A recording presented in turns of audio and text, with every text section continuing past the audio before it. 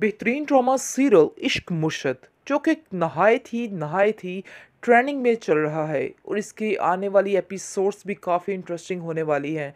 लेकिन जो एपिसोड्स गुजरी हैं वो तो काफ़ी ज़्यादा मज़ा दे के गुजरी हैं। यानी कि बहुत ही मज़ा आया, बहुत इंजॉय किया है इस ड्रामे को देख के सबने। मज़ीद इस वीडियो की तरफ चलेंगे, लेकिन उससे पहले हमारे चैनल को कर लीजिए सब्सक्राइब।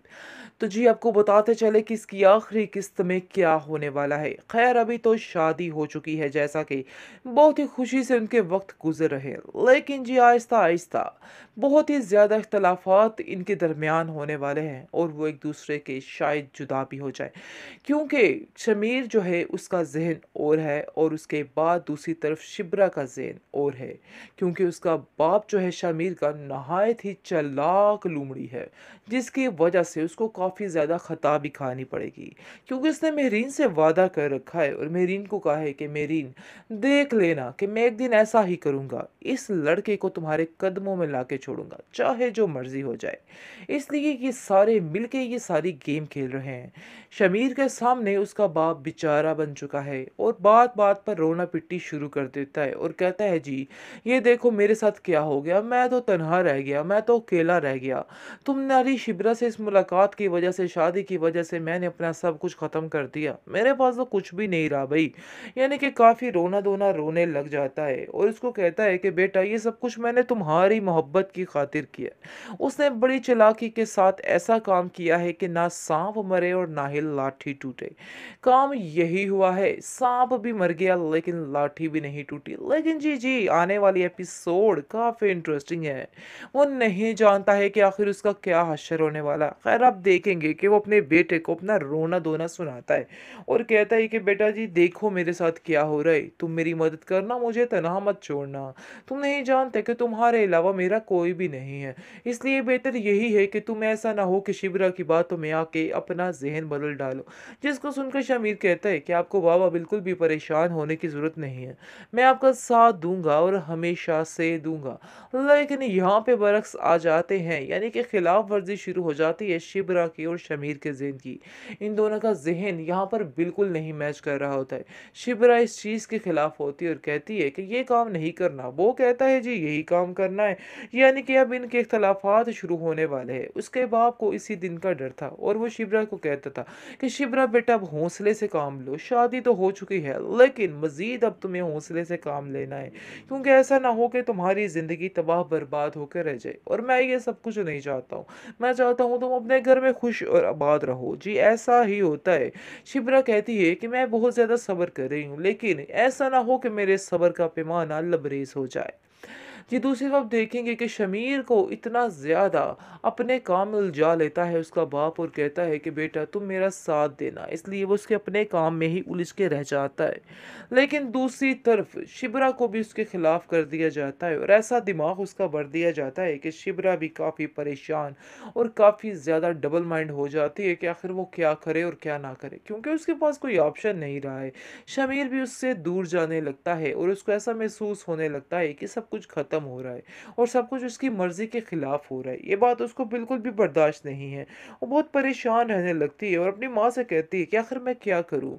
मुझे तो कुछ समझ नहीं आ रही कि आखिर मुझे क्या करना है? मुझे तो ऐसा लगता है कि शमीर मुझसे दूर हो चुका है।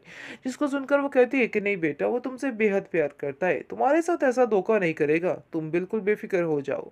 लेकिन जी ऐसा ही होता है कि ऐसे कोई चालें चलते हैं लोग कि मेरीन जो है वो उसको उसके खिलाफ करके ही रहती है। दोनों एक दूसरे के खिलाफ होने लगते हैं।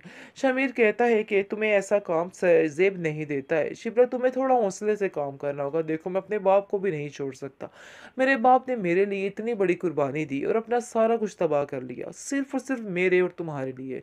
अब हमारा भी तो कोई फ़र्ज़ बनता है कि मैं उनका साथ दूँ, इसलिए तुम्हें भी इस चीज़ में मेरा साथ देना होगा। आगे से वो कहती है कि नहीं, मैं इस झूठे दोगलेपन में किसी का साथ देने को तैयार नहीं हूँ। तुम्हारा रास्ता अपना है और मेरा दूसरा रास्ता अपना है, यानी कि दोनों के दरमियान इख्तलाफात शुरू हो जाते हैं।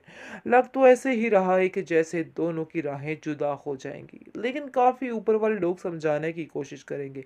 जैसे ही वो लोग शमीर को साइड पे कर देते हैं तो इन लोगों का बुरा हश्र कर देते हैं, और शमीर के ये शिबरा के घर वालों के साथ वो ज़्यादतियाँ की जाती है, बहुत ही बुरा भला इनके साथ किया जाता है, और इनको बहुत सी अज़ियतें पहुँचाई जाती हैं। शायद इस चीज़ का अंदाज़ा नहीं था शमीर को कि ऐसा भी होगा, और वो सोच ही नहीं सकता था कि ये मेहरीन और इसका बाप सब मिलकर क्या गेम खेल रहे हैं। खैरन करीब ही आप देखेंगे कि ये गेम खुद ही खुल जाएगी, क्योंकि वो सारा कुछ सुन लेगा कि मेहरीन आखिर क्या कर रही है उसके बाप के साथ मिलके।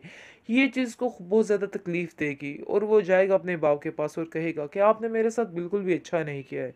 आपने मेहरीन के साथ मिलकर ये सारी गेम चलाई। मुझे तो अंदाज़ा ही नहीं था कि आखिर आप ऐसे मेरे साथ कैसे कर सकते हैं। मुझे यकीन ही नहीं आ रहा। जिसको सुनकर वो कहता है कि बेटा मैं तुम्हारा मुस्तकबिल देखना चाहता हूँ, और शिबरा के साथ तुम्हारा मुस्तकबिल बिल्कुल बेबुनियाद है। कोई भी तुम्हारा मुस्तकबिल नहीं बन सकता है। तुम्हें मैं उससे जुदा इसलिए करना चाहता था, और ऐसी कोई वजह नहीं है। देखो तुम मेरीन के साथ रहोगे तो तुम्हें सब कुछ हासिल हो जाएगा। जिसको सुनकर वो कहता है कि बाबा आपको अभी तक इस बात की समझ ही नहीं आ पा रही कि आखिर मैं किसके साथ रहना चाहता हूँ और किसके साथ नहीं रहना चाहता। आपको इस चीज़ को समझना चाहिए था। मुझे तो अफ़सोस इस बात का है कि आपने मेरी कोई नहीं सुनी। आपने शिबरा और हमारे सामने सारी ड्रामेबाज़ी की, और लेकिन अंदर से अब क्या था ये तो हमें पता ही नहीं चला। यकीन मानिए मुझे इस चीज़ का बेहद दुःख रहेगा कि मेरे बाप ने मेरे साथ क्या किया है। मेरे सारे अरमान, मेरे सारे ख्वाबों को तोड़ दिया है। मुझे तो आज ऐसा लग रहा है कि जैसे मेरी माँ ने जो कहा था वो सच था। यानी कि आप कभी भी मेरी माँ का साथ नहीं देते थे। वो अकेली तन्हा इस दुनिया से चली गई। सिर्फ़ और सिर्फ़ आपकी वजह से ये सब कुछ हुआ है। और वो कहता है कि बेटा तुम मुझे गलत मत समझो। मैं ऐसा बिल्कुल नहीं कर सकता हूँ।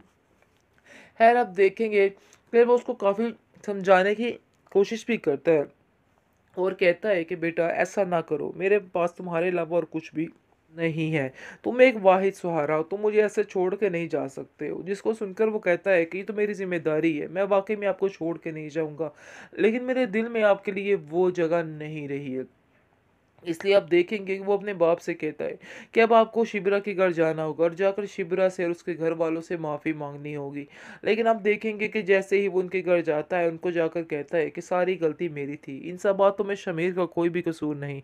शमीर ने ऐसा कुछ भी नहीं किया कि उसको सज़ा दी जाए। जिसको सुनकर वो कहती है कि अब ये बातें करने का कोई फ़ायदा नहीं, कोई जवाज़ ही नहीं बनता है, आप लोग यहाँ से चले जाइए। लगता तो ऐसा ही है कि शिबरा ऐसा ही करेगी, दोनों के रास्ते अलग हो जाएंगे, लेकिन बहुत ज़्यादा कोशिश करेगा उसका बाप कि दोबारा से इनके रिश्ते बहाल हो जाए और सारा कुछ ठीक हो जाए। होना भी ऐसा ही चाहिए। शमीर को माफ़ कर देना चाहिए शिबरा को, और कहना चाहिए कि नहीं, मैं तुम्हारी बात पे यकीन करती हूँ, जो हुआ सो हुआ, ये ऊपर वाले लोगों ने काम ख़राब किए थे। खैर देखिए जी, फ़िलहाल तो यही आइडिया लगाया है, आगे जाके देखिए कि आगे क्या बनता है। चांसेस तो इसी बात के हैं। खैर आप देखेंगे कि शमीर भी उसको मनाकर ही दम लेगा, और कहेगा कि मैं तुम्हारे बगैर नहीं रह सकता हूँ। शायद तुम्हें इस चीज़ का अंदाज़ा नहीं है, तुम्हारी खातिर मैंने क्या कुछ नहीं किया, तुम मेरे साथ ऐसा नहीं कर सकती हो।